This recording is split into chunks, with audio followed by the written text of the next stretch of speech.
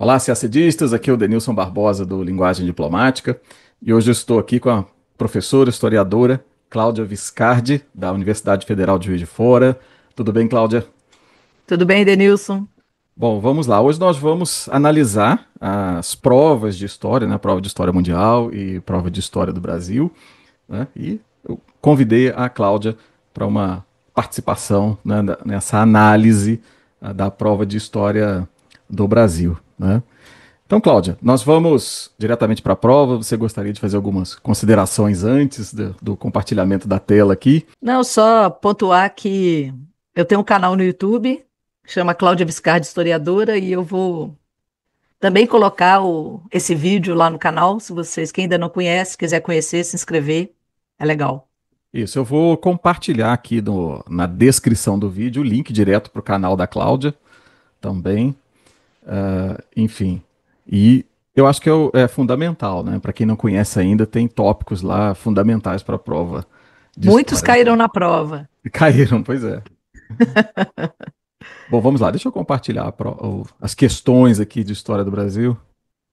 Só deixar claro, Denilson, que o gabarito oficial sai amanhã, né? Me parece. Então Exatamente, dia 22.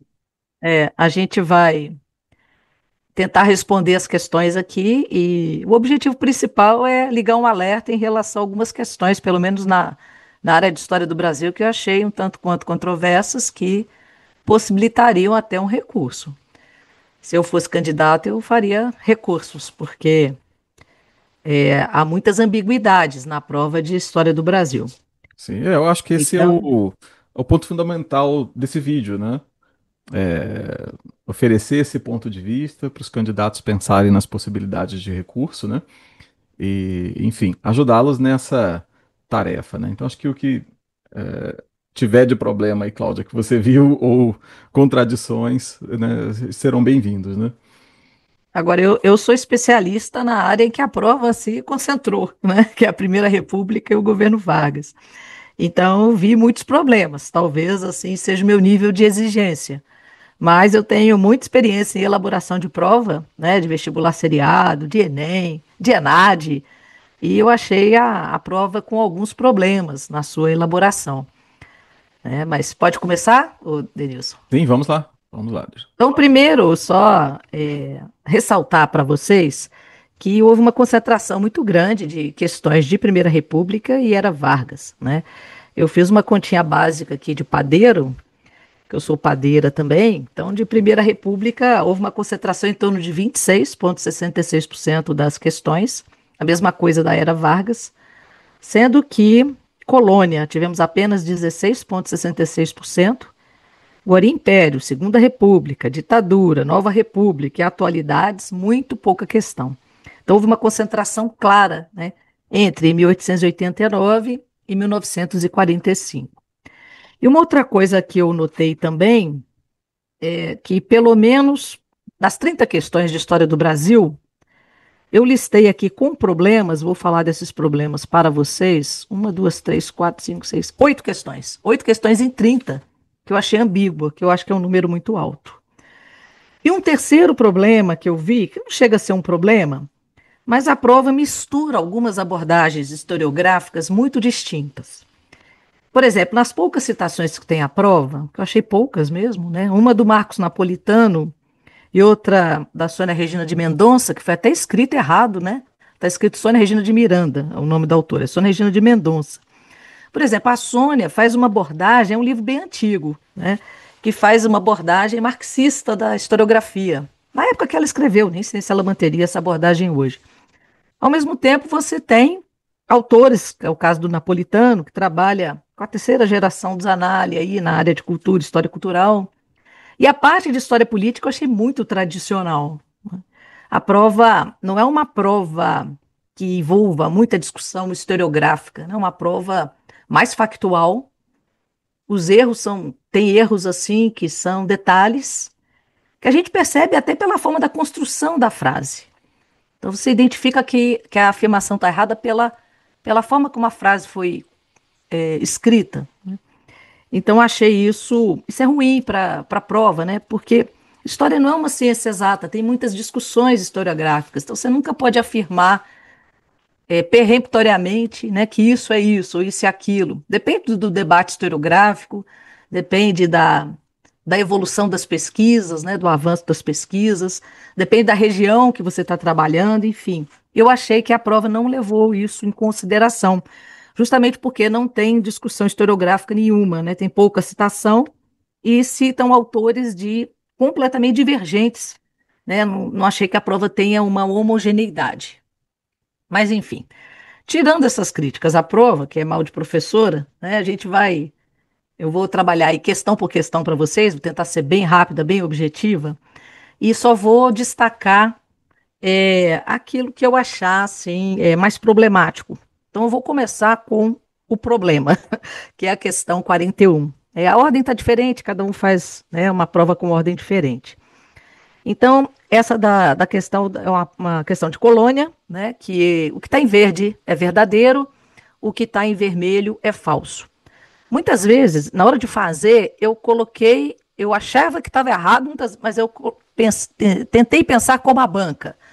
Então, eu acho que essa primeira, a banca vai dar como verdadeira. E qual o problema dela? Né? Fala que quando o Brasil abriu-se, né, com a vida da família real e abriu o comércio, né, abertura dos portos para as nações amigas, fala que isso representou o fim do monopólio comercial da metrópole, que era baseado no exclusivo do comércio. Bom, essa tese do exclusivo colonial já caiu há muitos anos. Então, eu coloquei como certa, mas na verdade nunca houve esse exclusivo colonial, né? E a abertura dos portos, claro que foi importante para abrir o comércio nacional, mas quando fala que foi para acabar com o exclusivo colonial, eu já fiquei em dúvida, porque o exclusivo colonial, para alguns, para os historiadores mais recentes, não existiria. Né? Então, esse foi o primeiro problema.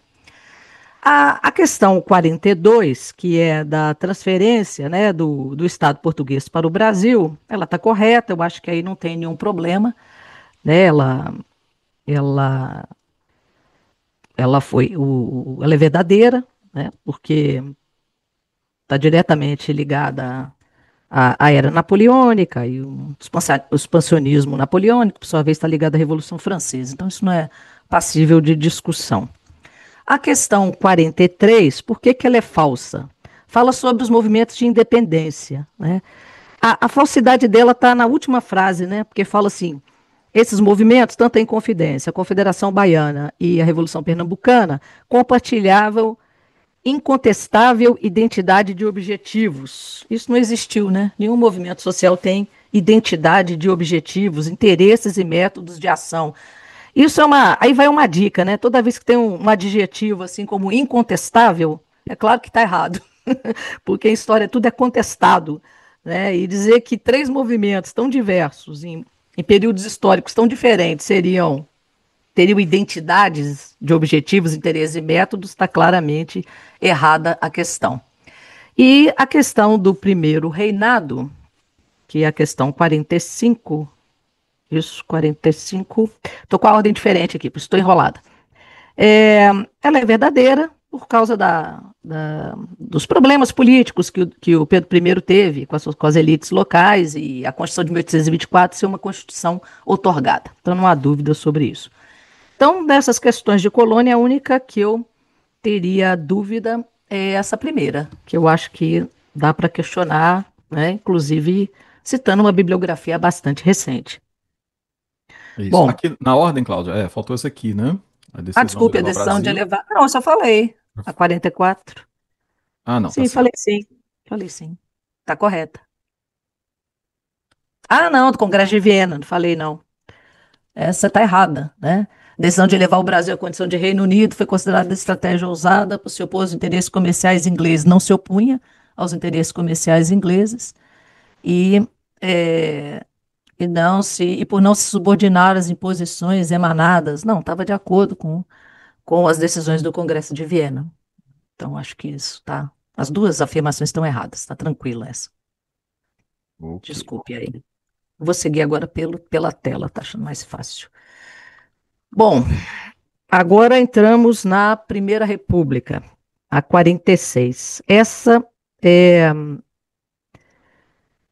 essa é tranquila, a 46, algumas das estruturas que sustentaram o projeto foram mantidas desde a independência. Então, a ideia é que a escravidão foi mantida, a concentração de terra foi mantida.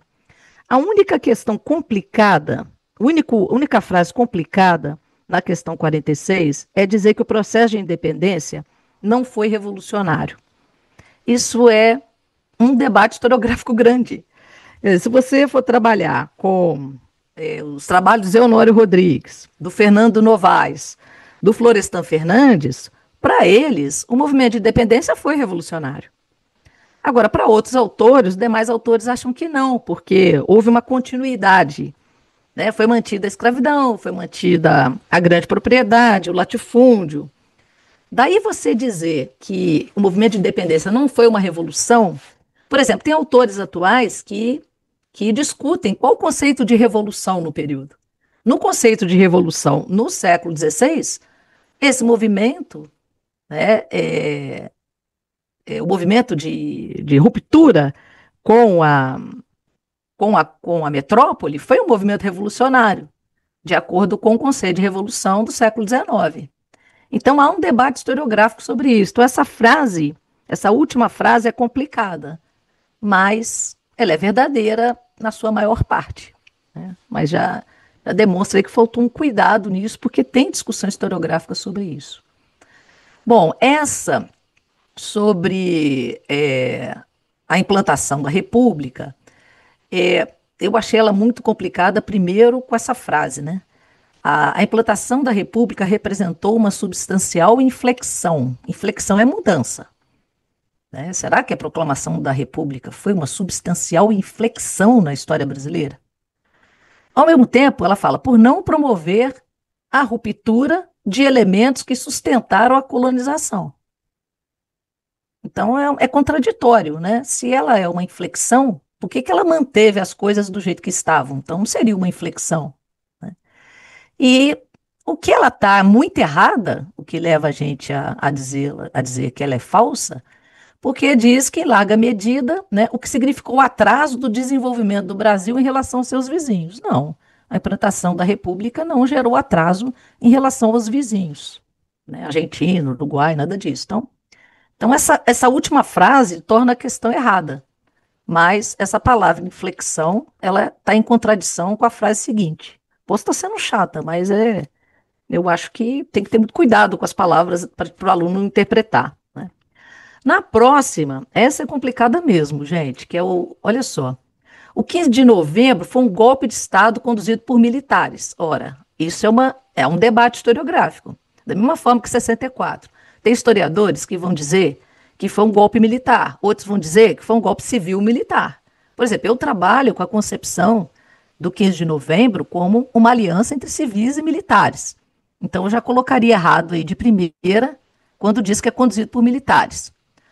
Aí depois fala, os militares, desprovidos de uma base social. Não, é claro que eles tinham base social. Eles acabaram de sair vitoriosos da Guerra do Paraguai.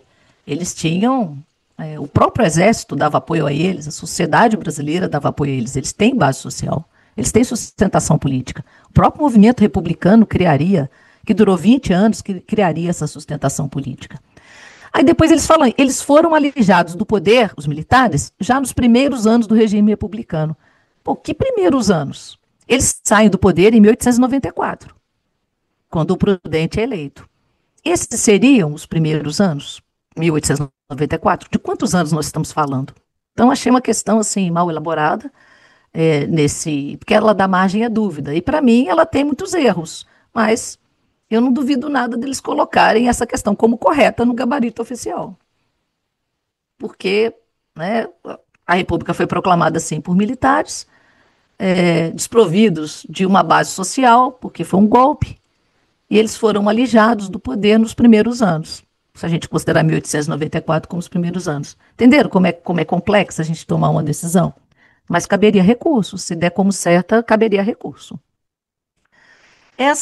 A 49, ela é tranquila, não tenho nada a falar com ela, é tudo certinho. Foi a ideia de que o Império, né, que a República manteve a discriminação, porque não conferiu cidadania, manteve, né, o povo liberto ausente da cidadania, então isso é correto, isso aí não tem nenhuma dúvida.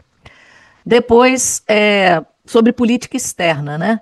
Essa está muito errada, porque fala que a diplomacia brasileira da República rompeu com a diplomacia que já existia no Império. Não, de forma nenhuma, né? E a ideia de que a República não se preocupou com a consolidação da unidade territorial do país, nada disso, né? Tanto no Sul quanto a questão do Acre, né? Havia muita preocupação. E essa frase aí no final, né, o que só foi retomado com o protagonismo do Brasil, quer dizer, em questões do Brasil só se tornou protagonista no início do século XXI? Claro que não, né? Então essa está muito errada, não tem dúvida. A seguinte, né, que é a verdadeira, porque ela fala sobre a negociação para o Brasil comprar o Acre da Bolívia, né, pelo Barão do Rio Branco, tá tudo certinho. E o Brasil deu uma indenização e ficou de construir a ferrovia, né? No momento da negociação, não concluiu. Concluiu há pouco tempo, né? A Madeira Mamoré. Mas está correta essa. Está correta. Depois passamos para a década de 20. Aí que eu destaquei que a citação, uma citação marxista que gera muita dúvida, porque fala em burguesia cafeeira, que envolvida na Revolução de 30, é como se 30 fosse uma contestação dos cafeicultores, sendo que Minas era um estado cafeicultor, o Rio de Janeiro também eles estavam envolvidos na Revolução de 30. Então, é uma tese marxista que eu acho que já se foi com o tempo, já foi superada, já foi revista. Então, o próprio, além de citar a autora errada, né? Sobrenome da autora errada. Nem sei se a autora concordaria com essa interpretação hoje. Mas, enfim, com base nessa citação, aí vem a questão, né, sobre 22. A de 22 está toda correta, porque o ano de 22 foi um ano muito legal, né? Aconteceu isso mesmo. O Brasil fez 100 anos, o movimento tenentista, né, o Forte Copacabana, né, foi em 22. Partido Comunista também é de 22. Semana de Arte Moderna é 22. Então, isso aí está tudo certinho. A 53, voto de cabresto, voto descoberto, mapas eleitorais, controle das oligarquias, tudo bem, isso existia. Mas o que estaria errado aí? Né? Que os anos 20 não usaram violência. E eles usaram, né? O movimento tenentista foi um movimento violento. Essa última frase que está errada, né? Foram incapazes de determinar o colapso do regime por terem se recusado a realizar ações armadas. Ao contrário, os tenentes, nos anos 20, realizaram ação armada para derrubar a República. Então, essa está muito errada. Essa da guerra, eu estou com dúvida nessa da guerra, confesso a vocês. Eu acho que eles vão dá-la como errada. Né? Eu acho que eles vão dá-la como certa, mas ela é errada. Bom, não sei o que eles vão dizer. Mas fala que terminada a guerra, né, terminada a Grande Guerra de 14, o Brasil teve uma década de estabilidade. Não, não tem estabilidade. A guerra termina em 18, né? E nós temos, por exemplo, uma série de ondas grevistas, temos instabilidades políticas com problemas de sucessão eleitoral, com a morte do Rodrigues Alves antes de assumir. Então, um período muito instável. E fala que na Europa, né, também estava estável, e por um período curto de tempo. Mas que período é esse? Porque a marcha de Mussolini sobre Roma é 22. A guerra termina em 18. Então, será que a estabilidade é de 18 a 22? Acredito que não. Então, acredito que essa questão esteja errada. Porque não havia estabilidade nem no Brasil e nem na Europa. Quer dizer, a instabilidade que culmina na Segunda Guerra, ela não se dá em 38, às vésperas da Segunda Guerra. Ela já começa nos anos 20, no período do entreguerras. Então, eu achei essa questão errada. Não tem uma lá? Tem que baixar um pouquinho aqui para Eu mim. passei direto aqui, desculpa. É, E essa aí. Essa aí está toda correta, né? Que é o coronelismo e tal, o domínio das oligarquias, e analfabetismo. Analfabetismo atingia a maioria absoluta da população brasileira, 75%. Então, problema, assim, que esse absoluto, né? Tem gente que pode ficar em dúvida. Será a maioria relativa ou maioria absoluta? Né? Mas 75%, eu acho que essa questão está correta. Agora a gente entra no e a- governo Vargas. Né? isso. E aqui, Cláudia, chegamos aí perto dos 5 minutos, já para. Nossa, então tá bom, vou acelerar aqui. É, essa da ação integralista eu acho complicada, tá, pessoal? Porque eu acho que eles vão dar correta, por isso que eu pus em verde. Mas a ação integralista, ela incorporou elementos antissemitas. Isso é o Gustavo Barroso que está falando. Só que não era a maioria. A maioria do integralismo não é antissemita. E fala que a ideologia foi inspirada no fascismo europeu. Essa é uma vertente. Tem vertentes da historiografia que não aceitam essa vinculação fala que o integralismo não era fascista. Então, eu dei certo, até porque eu concordo que o integralismo não seja fascista. Mas eu não acho que o integralismo seja antissemita. O fato de você ter um líder que é antissemita, que é o Gustavo Barroso, não significa que o movimento seja. Então, eu acho que essa cabe recurso. Bom, essa questão 57 sobre a energia elétrica, eu acho que o único problema dela, ela está errada, porque a usina de Paulo Afonso, ela é um erro de data, né? Ela não ocorre nos anos, ela não foi construída nos anos 30, ela é de 54. Então ela está errada. E o modelo energético de grandes hidrelétricas, realmente isso é dos anos 40, não é dos anos 30. Então, de fato, ela está errada. Essa 58, gente, é complicada. Você vê como que eu estou achando a prova complicada. Porque é sobre os institutos de aposentadorias e pensões. Desde 23, a gente já tinha as caixas de aposentadorias e pensões para algumas profissões. E quando Vargas assume em 30, ele cria o Ministério do Trabalho, então ele cria os IAPs, né, os Institutos de Aposentadorias e Pensões. Mas o que me deu um pouco de insegurança, que falou assim que Vargas unificou o sistema de previdência social. Na verdade, essa unificação ela é do final do século XX. Então, se a gente entender que Vargas reuniu os institutos de previdência no Ministério do Trabalho como unificação, eu daria certo. Eu acho que eu marcaria certa. A do sindicato é tranquila, né? Nós tivemos a unicidade sindical pelo decreto-lei de 31, mas em 34 veio a pluralidade sindical, ela está toda correta. O do voto feminino, por uma chatice minha, eu daria errado, mas eles vão colocar como certo, eu tenho certeza. Porque o voto feminino fala que ele teve resistência, que ele foi conquistado em 32. Na verdade, em 32, o que foi aprovado pelo Código Eleitoral de 32 foi o alistamento. A mulher podia tirar o título, não significava que ela teria direito de votar. Ela podia se alistar. O voto feminino é de 34, mas cabe recurso. Mas eu acho que eles vão colocar a questão 60 como correta. Pode baixar. Agora, que houve resistência, cita algumas lideranças aí do movimento feminista, sei tudo certinho. Pode baixar um pouquinho, que agora a gente vai para 61. Né? A Constituição de 46, aí está certo, né? Implantou exploração de recursos minerais, tornou o setor de energia. Aí o monopólio foi mais no campo do petróleo, mas a energia hidrelétrica também foi considerada monopólio na Constituição de 46. Aí vem o Código Eleitoral de 32, a representação classista. Isso está errado no percentual, não é 20%. É 40 cadeiras no universo, acho que de 218, não dá 20%.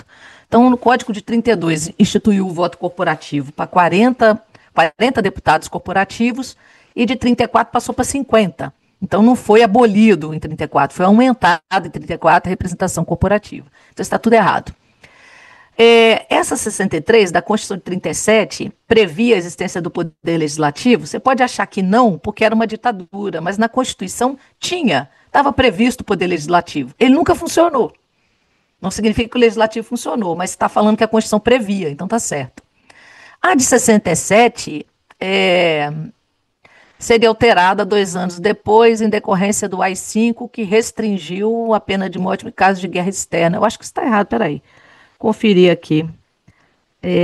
Tá verdadeira. A Constituição de 67 foi alterada 2 anos depois de seu outorga, com AI-5, que restringiu a pena de morte e a realização militar em caso de guerra externa. Não havia pena. Havia pena de morte foi no ato institucional de 14, que é de 69. Ah, está errada, desculpe, Denilson. A 64 está errada. Que é em 69. Provavelmente trocamos aqui pelos itens em ordem diferente, né? Porque eu trabalhei com uma ordem diferente da do Denilson. Então essa aí está errada, porque o que O que permite a pena de morte em caso de guerra é o Ato Institucional 14, ele é de 1969, então está errado. E a de 88 está correta, que é a divisão da educação, né? Educação básica, em colaboração, isso aí está tudo certinho. Né, que tanto a creche, né, quanto o ensino primário é dever dos municípios. Né. Aí vem uma parte só de cultura que é muito legal. Aí fala do carnaval, que o carnaval criou o grupo Ileaê durante a ditadura, foi mesmo. É da década de 70, né? O grupo Ileaê, acho que é 74. A 67 pode dar algum tipo de debate, porque fala da criação do SFAM, né, que depois vai virar IFAM, que é o Serviço Histórico e Artístico Nacional. Realmente é uma obra do Estado Novo, realmente a responsabilidade era do Mário de Andrade. A única coisa que pode estar errada, mas eu não acho que está errado, que é a valorização de diferentes matrizes culturais na definição do que é patrimônio histórico. Isso como no início havia um privilégio da defesa do patrimônio arquitetônico europeu, né? Aí pode dar margem à dúvida, mas eu acho que está certo. E outra coisa também que alguém pode questionar é que o Mário de Andrade ele não foi um expoente do movimento, ele foi um expoente do movimento antropofágico, mas ele não é o autor, né? O autor do conceito é o Oswald, né? Que nem era parente dele. Mas como fala que ele foi um expoente, não falou que ele foi um criador, e ele está no contexto lá da Semana de Arte Moderna, não acho que isso seja um erro. Para ser um erro, teria que forçar mais a barra, teria que errar mais. Então, eu daria como certa. E depois vem um sobre o Uber, né? As plataformas digitais, que é um conteúdo bastante atual, e fala que a uberização reduz a jornada de trabalho. Isso é comprovado por dados do IPEA, né? Qualquer dado social que você for ver aí, as pessoas que se uberizaram têm uma jornada maior, né, do que quem está de CLT.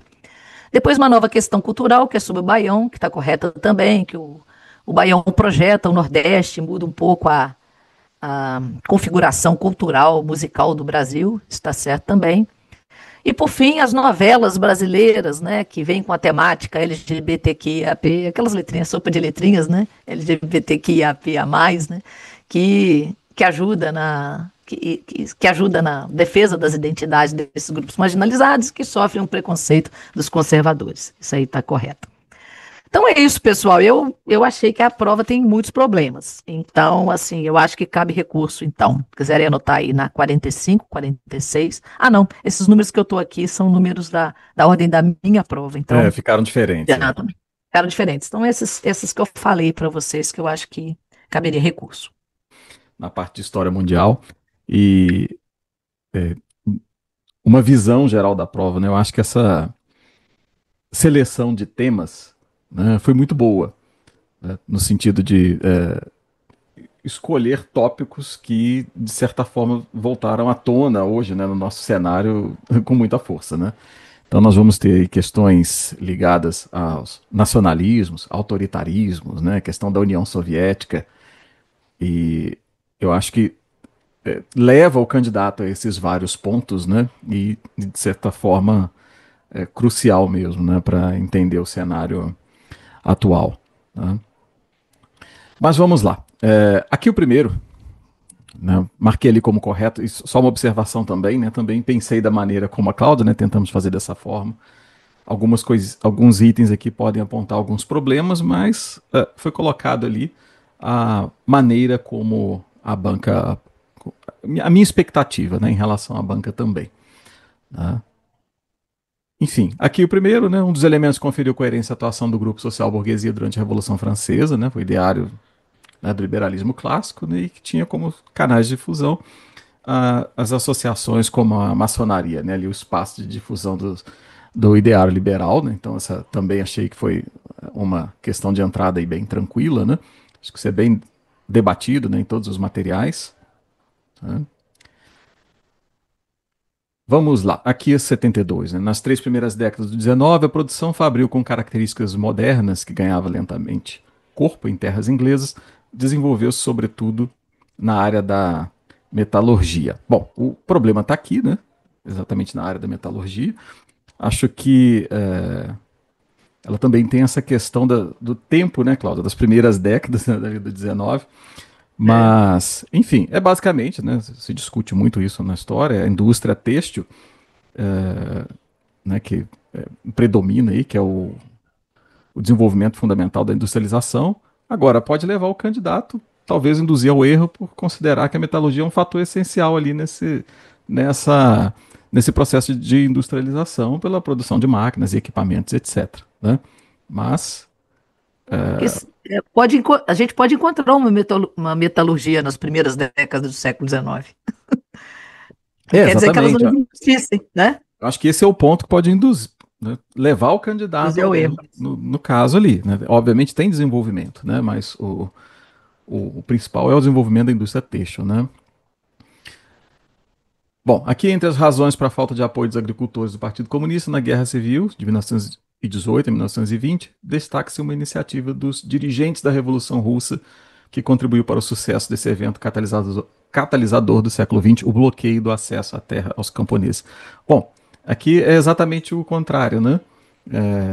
Esse primeiro momento, você tem o que é o sucesso até, né, do movimento, que é o processo de distribuição de terras, e posteriormente o que causa, né, insatisfação é a questão da, enfim, ali do confisco, né, da produção, né, obrigatória ali no esforço de guerra, né? Então, aqui ele é bem o contrário aqui, né? Bom, seguindo aqui, 74. Intensa nos primeiros 6 meses da Primeira Guerra Mundial, a atividade diplomática concentrou-se em buscar adesões de países neutros ou impedi-los de aderir ao campo adversário, o que resultou, por exemplo, na imediata tomada de posição dos países balcânicos. Né? Eu diria que o problema está exatamente aqui. Né? Isso se desenrola ali ao longo dos primeiros anos, né, num período de quase 3 anos, e essa tomada de posição ela não é imediata, logo ali após o início da guerra. Né?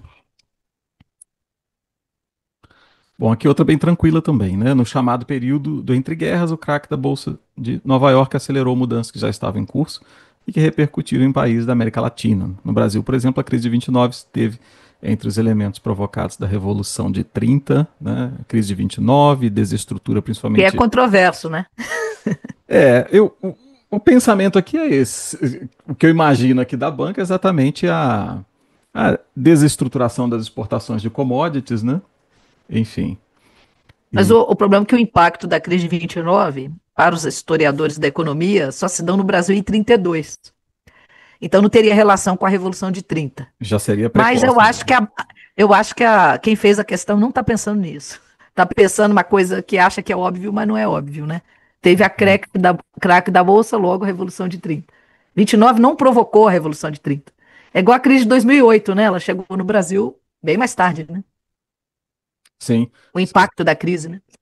É a questão do debate historiográfico que você falou anteriormente, né? É. Porque você vai ter essa linha que argumenta exatamente por aí também, né? E também entendo. Agora, isso pode ser colocado também, utilizado Pode. como um fator de recurso, Pode ser né? contestado. É. Que certamente eles pensaram na questão certa. Mas quando eles colocam crise de 29 esteve entre os elementos provocadores da Revolução de 30, tem vários autores que falam exatamente o contrário, né? Então, Exatamente. Inclusive, eu vou comentar nas outras aqui. Você tem tanto esse fator com relação a esse item 75, quanto o fato da utilização do Brasil. Aqui tudo bem, até uma questão que fala da crise de 29, né? Pode ser uma coisa vista como, né, história geral, história mundial, mas ele entra ali especificamente no exemplo do Brasil. E tem as outras também ali que são claramente questões de Brasil, né? Então podem ser contestadas na prova de história mundial, né? Tem margem para recurso, né? Enfim, aqui também, né, principalmente o ponto 14 aqui, né, defende a integridade territorial de grandes e pequenos estados nacionais. Aqui correto também. Acho que vale a pena uma revisão dos pontos, né, para os candidatos.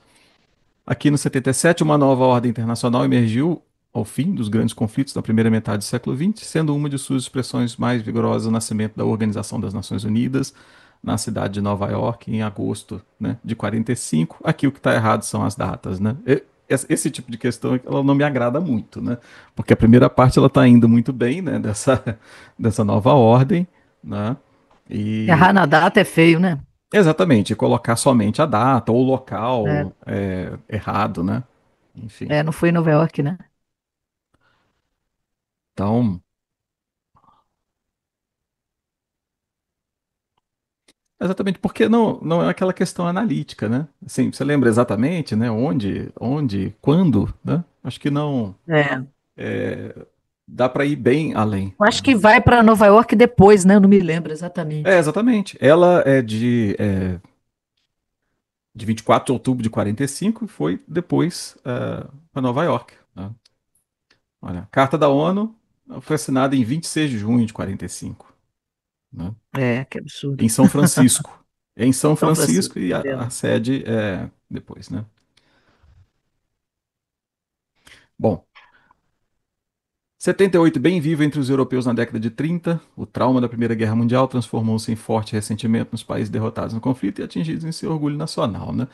Acho que tá bem certinho, né? O que alimentou ideologias como o nazismo e o crescimento do militarismo alemão. Também bem clássica, né? Acho que sem maiores problemas aqui, né? Bom, na 79, a chamada Era de Ouro, que seguiu ao término da Segunda Grande Guerra, caracterizou-se por um fenômeno contraditório, né? Embora se observasse crescente distribuição da riqueza, a expectativa de vida da população mundial diminuiu nesse período, né? Na verdade, não é o que ocorre, né? É um crescimento da expectativa de vida, né? Enfim, questão de alimentação, tecnologia, avanço tecnológico na saúde também, né? Então, eu diria que o erro está bem aqui nesse ponto, né?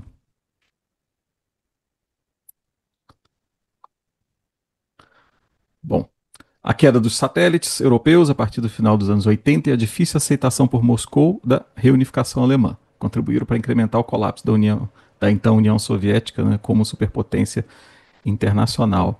Aqui pode ter uma certa levar o candidato ao erro, porque Moscou aceita por fim, mas depois de resistência, né? Não é uma coisa assim imediata, né? Então acho que isso pode levar o candidato de certa forma até pensar por outro lado, né? De que ele aceitou de imediato, né? E acabar marcando errado por isso. Né? Mas é de fato um processo difícil, né? De aceitação. Seguindo aqui, 81, entre as peculiaridades da Guerra Fria está a convivência, observada nas relações entre as duas grandes superpotências, de uma retórica conciliatória e a recusa de ambas as partes em aceitar a distribuição global de forças ao cabo da Segunda Guerra Mundial. Bom, aqui o problema está bem aqui, né? A retórica, né, conciliatória, né? Ela não é conciliatória, né? Ela é de conflitos, né? Então, eu diria que está bem nesse ponto aqui o erro do item 81. No 82, em meados da década de 70, começou a se desenhar uma mudança na economia mundial, que a partir de 73 e por praticamente 2 décadas provocou em escala global uma crise de longo prazo, cujo clímax ocorreu em princípios, né, da década de 80. Então isso aí depois do choque do petróleo, né, a crise, né? Então acho que ela também está bem certinha, sem problemas nela ali. Essa é a outra, né, que acho que pode ser contestada, né, Cláudio? Aqui na prova de história, né? O que você achou dessa aqui? Né?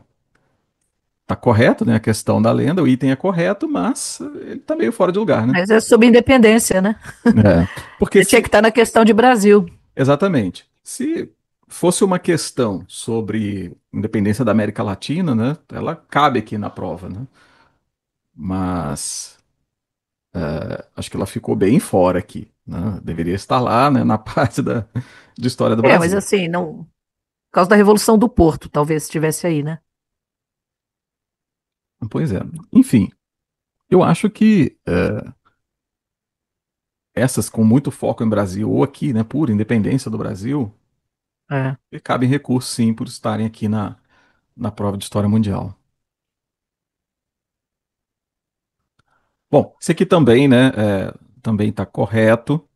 Ah, né, quando você estuda nazismo, isso também é bem bastante debatido, né, abordado, né, essa questão da estetização da política, né, cuja matriz já se desenhara no romantismo alemão, com o culto do nacional pela arte e com a visão da cultura teuta como superior, né, base aí da ideologia nazista também, né, a realidade política convencional do Ocidente. Achei essa daqui bem tranquila também. essa 85 é outra que também não me agrada muito, né? Onde o problema está aqui, né? Principalmente na A data, né? data. De 1848 foi colocado 1850. Esse é o problema, né? Enfim.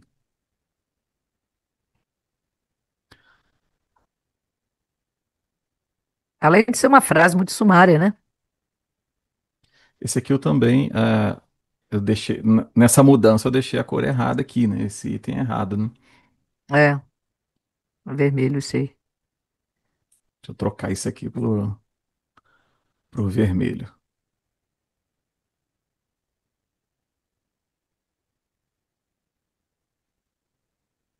Bom, vamos lá. 86. Um caso extremo de divergência entre nacionalismo e Estado-nação, sem precedente desde a Roma Antiga, é o da Itália. A maior parte do seu território foi unificado entre 1859 e 1870, mas havia uma grande fragmentação linguística e cultural. Então há unidade política, né? Também está correto isso daí, mas ainda havia um trabalho ali pela frente, né, de criação dessa unidade linguística e cultural dentro da Itália. Aqui no 87 há uma diferença fundamental entre o nacionalismo e o movimento para a criação de um Estado-nação, que se expressou, por exemplo, na Alemanha, onde muitos daqueles que se viam como alemães não consideravam esse sentimento ligado à construção de um Estado.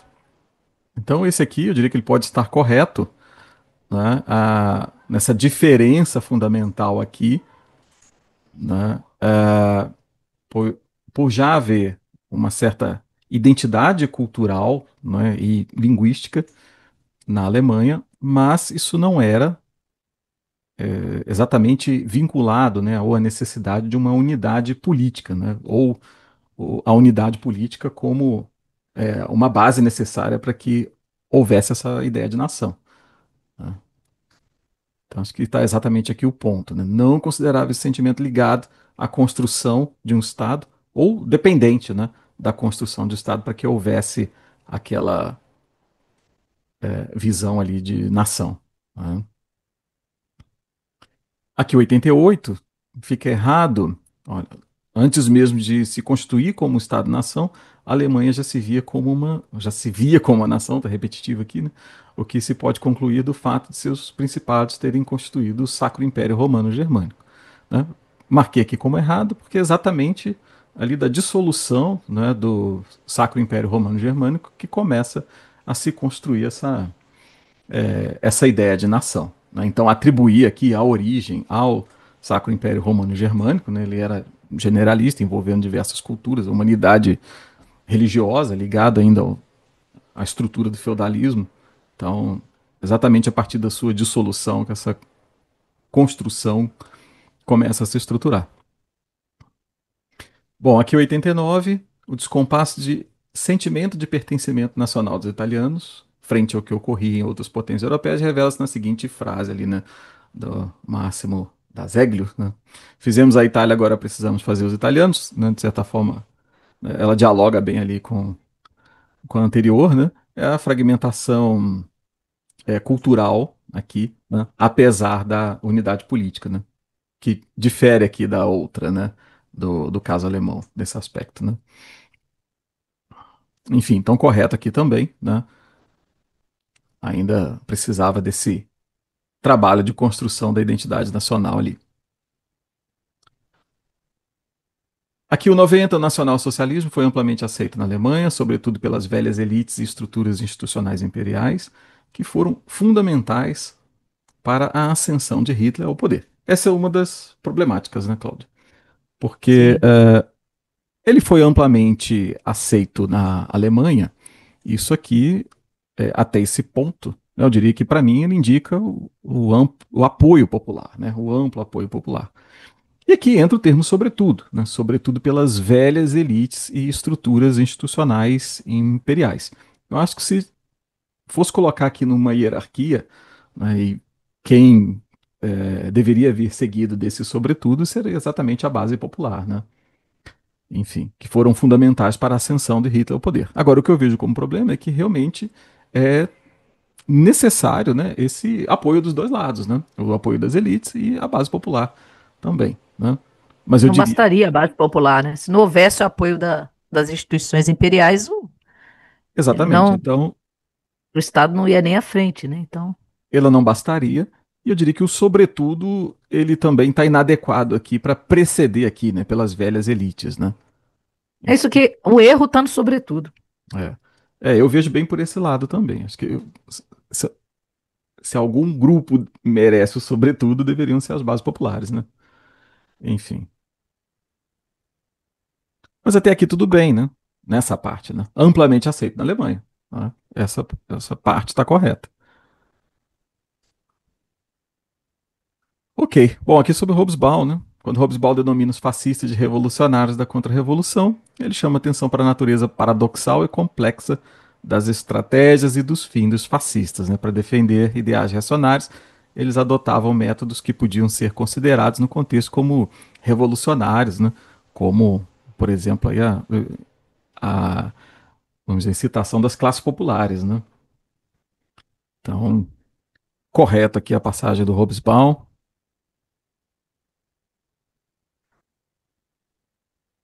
Deixa eu correr um pouquinho aqui para o final. O século XX foi marcado pelo surgimento de regimes autoritários em diferentes partes do globo, excetuando-se as Américas, já que não é possível compreender o caudillismo como experiência ditatorial. Então o problema está aqui, né? Ele enquadra aí dentro das categorias, né, dos processos ditatoriais, né, Cláudio? Sim, mas caudilismo do século XX, né? É, no início do século XX, né? Não, e também você tem estados autoritários no século XX, na América, Estado Novo é autoritário, Sim. né? Não fala em qual período do século XX. Bom, aqui no 93 ele coloca, né, que segundo é exatamente o contrário aqui também, né? O desaparecimento das poupanças e as grandes inflações pouco contribuíram, né? Na verdade, eles contribuíram muito para inflamar ali Distribuíram o muito, né? ambiente, né? Então, pouco contribuíram para o florescimento do fascismo na Europa Central. Né? Então, o problema está bem aqui no pouco contribuíram. Já em 94, nos últimos anos, a historiografia tem revisto a sua compreensão sobre o caudilismo, por exemplo, no que se refere à ruralização do poder. Tem se considerado essa leitura como superficial, sendo mais coerente admitir uma interação entre urbano e rural, com o poder dos caudilhos perpassando as escalas local, nacional e internacional. Está correto também, né? Correto. Quando é bem assim, bem escrita, bem feita, bem detalhada, você pode ter certeza que ela é correta. E extrapola, né? Apesar da origem ser local, né, do poder, né? Realmente É. você tem toda essa esfera, né? O caso do Paraguai, Diga, México, a né? forma como se elabora a questão, né? Se ela está bem, com muita informação, assim, geralmente ela está correta. Ela Errar é pode vir mais de fácil alguma que fonte, acertar. só aquela passagenzinha ali é É. alterada. Bom, aqui é a aliança, né? Também bem clássica essa aqui, né? A aliança, ainda que temporária, entre capitalismo liberal e comunismo foi de fato fundamental para a derrota do regime nazista alemão na Segunda Guerra Mundial, né? Também aqui bem tranquila. E aqui na Conferência de Bandung, eu achei interessante também aqui a questão. Os chamados países não alinhados defenderam a soberania e a integridade territorial das nações. Acho que poderia ter mais dela, né? Mas o ponto principal, aliando-se assim com as proposições discutidas na antecessora Conferência de Colombo. Está correto. É, eu só me desapontei com ela aqui, onde o ponto que o candidato precisa associar é com a questão da Conferência de Colombo e não ali todo o contexto de Guerra Fria, né? De é, enfim, descolonização e etc. Né? Acho que ela mereceu um outro tratamento aqui, que não seja somente esse ponto factual. Né? Acho que é o que eu diria que mais me incomodou aqui, né? Essas questões com a data errada, né? Ou esse fato aqui, por exemplo, tem muita coisa para explorar ali. Né? É porque história não é mais memorização, né, Denilson?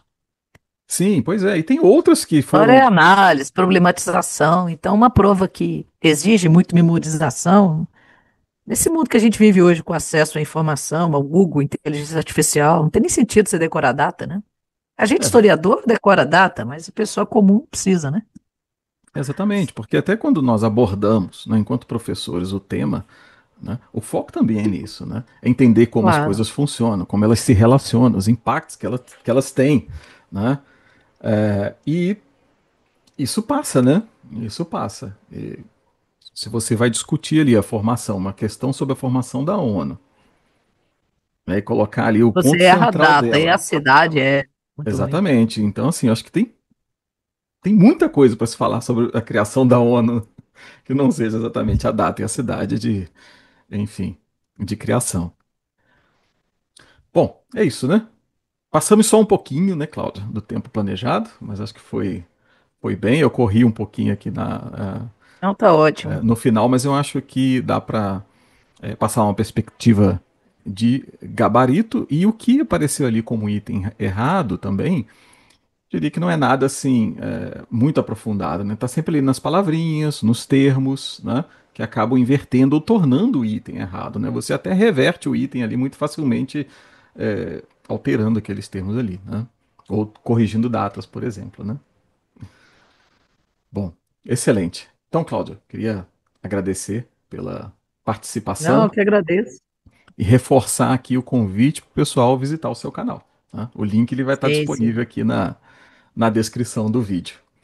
E eu queria aproveitar para desejar boa sorte aos candidatos nos recursos, né?